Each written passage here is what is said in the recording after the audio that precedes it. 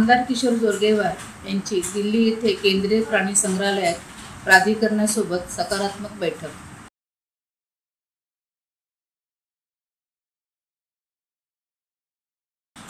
चंद्रपूरच्या मूल रोडवरील वन अकादमी जवळील 171 हेक्टर क्षेत्रात प्रस्तावित असलेल्या टायगर सफारी प्रकल्पाला लवकरच केंद्रीय प्राणी संग्रहालय प्राधिकरणाची मंजुरी मिळणार असल्याची बातमी आमदार किशोर जोरगेवार यांनी दिली आहे।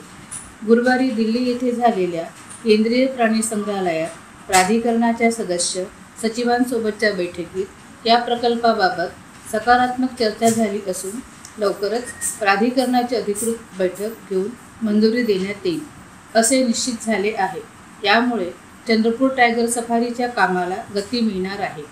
दिल्ली येथील केंद्रीय प्राणी संग्रहालय प्राधिकरणाच्या कार्यालयात झालेल्या या बैठकीत भारत सरकारचे सदस्य सचिव डॉक्टर व्ही क्लेमेंट बेन, महाराष्ट्र राज्य वन्यजीव प्रधान मुख्य वनरक्षक श्रीनिवास रेड्डी तसेच FDCM गोरवाडा प्राणी संग्रहालय लिमिटेड नागपूरचे CEO चंद्रशेखर बाला उपस्थित होते।